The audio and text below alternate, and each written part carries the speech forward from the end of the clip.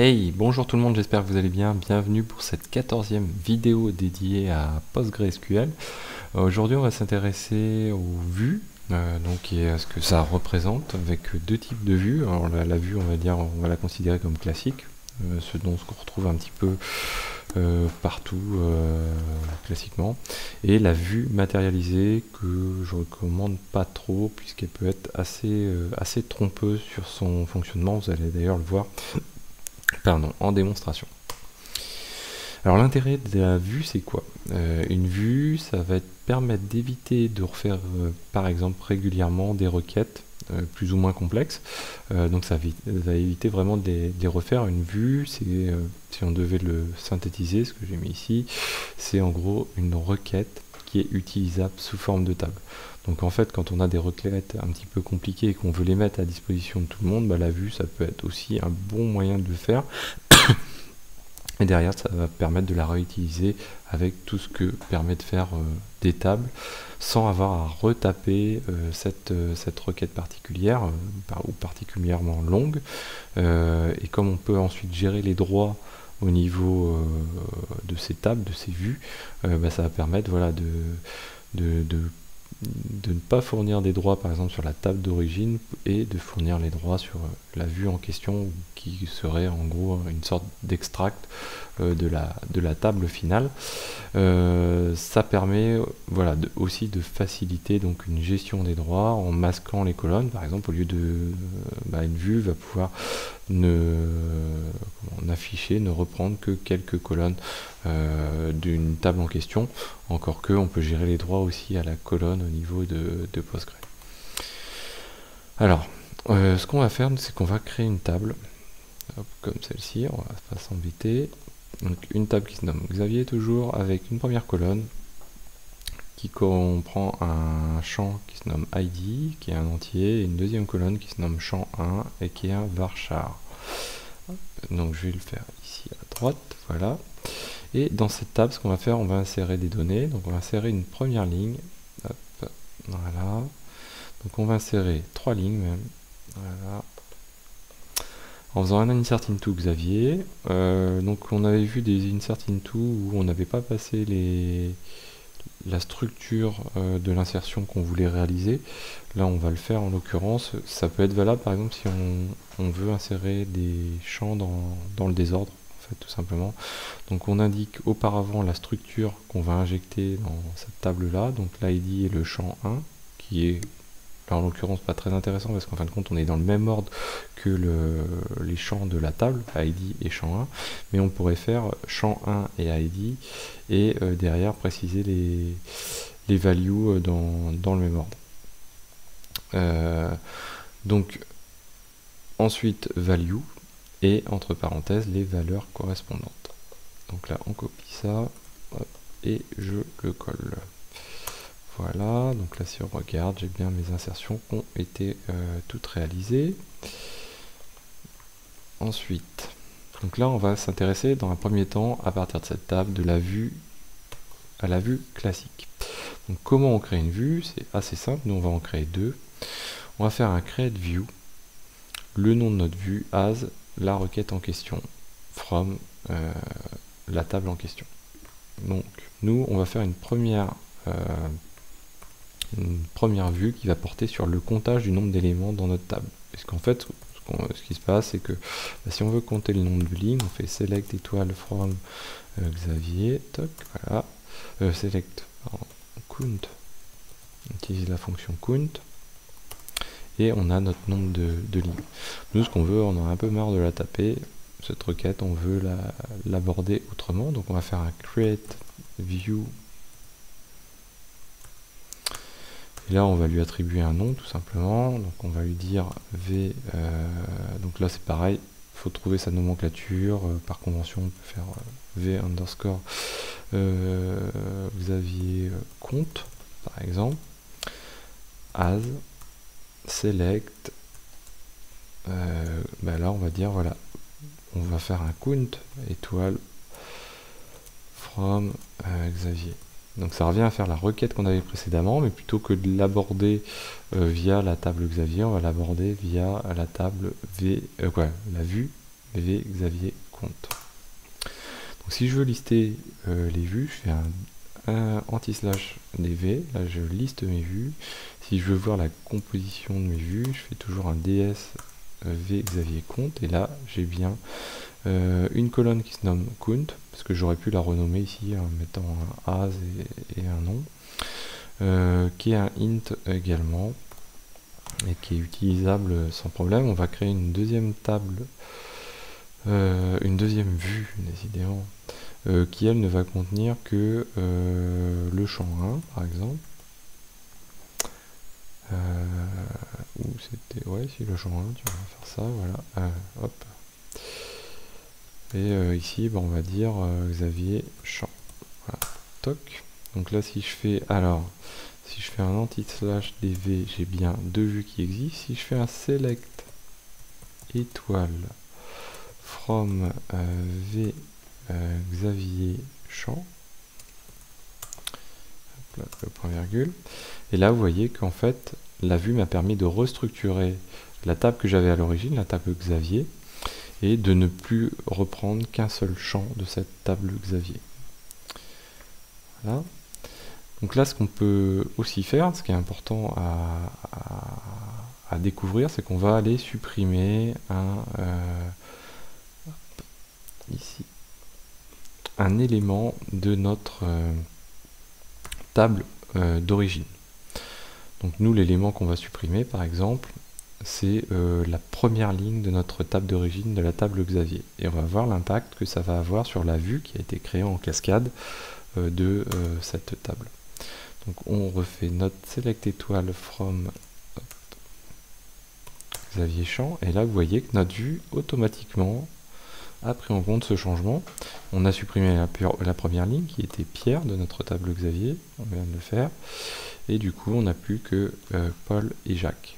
Donc on a bien quelque chose qui a été mis à jour. Par contre, hop là, voilà. Par contre, attention, si on fait évoluer la structure de la table, il faut recréer la vue. Par exemple, si on fait un alter table, donc on va modifier notre table qui se nomme Xavier, on va ajouter une colonne en utilisant la clause add colonne. Cette colonne, on va l'appeler champ 2. Elle sera de type varchar, pardon. Elle ne sera pas nulle, on ne souhaite pas qu'elle soit nulle, et par défaut, on lui inclura la valeur de la date du jour, du moment. Donc on fait ça, hop, hop, hop. Ouais, alors c'était pas dans le même, ouais, c'était pas le meilleur ordre qu'on a fait. C'est pas grave. Donc là, on va faire un anti-slash des grands S de Xavier. Donc là, on a bien rajouté une colonne. Vous voyez, si je fais un select étoile from Xavier, j'ai bien une colonne qui a été rajoutée avec la date du jour. Très bien. Maintenant, si je recrée une vue, et une vue avec une valeur étoile. Hop, ici. Donc je recrée la même vue que tout à l'heure, mais je l'appelle donc Xavier v underscore Xavier all, et je m'applique, je lui insère toutes les valeurs de la table, je recherche toutes les valeurs select étoile from la table Xavier. Ok, donc là si je fais un select étoile from v Xavier all, j'ai bien tout. Maintenant je vais rajouter une quatrième colonne qui est le champ 3, et je le rajoute à la table Xavier. Donc très bien, je l'ai rajouté, pas de problème, select étoile Xavier, et on a bien un champ 3.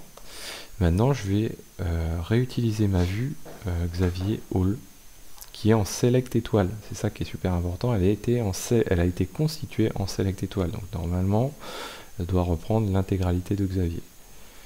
Et donc là, si je le fais, oui, il faut que je recrée une vue, pardon.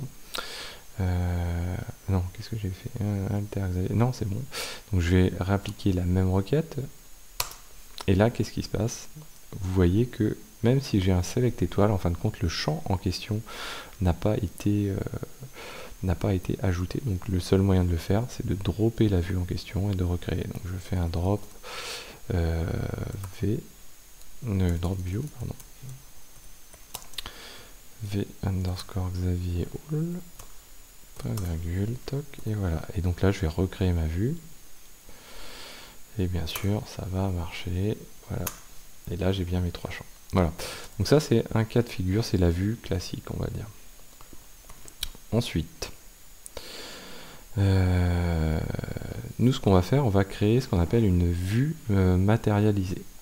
Donc la vue matérialisée, c'est un autre concept qui peut être très trompeur. C'est surtout ça qu'il faut avoir en tête. Une vue matérialisée, c'est une copie d'une table en parlant des data principalement, mais quoi, et de la structure bien sûr, mais aussi des data à un instant donné. C'est-à-dire que ce qu'on a réalisé tout à l'heure, c'est-à-dire le drop de la ligne, la première action qu'on a réalisée où notre vue classique avait répercuté en cascade cette suppression de la ligne, et bien en fait la vue matérialisée ne va pas pouvoir le faire. Donc on va tester ça. Donc pour ça on va créer, on va faire create, hop, mince. Voilà,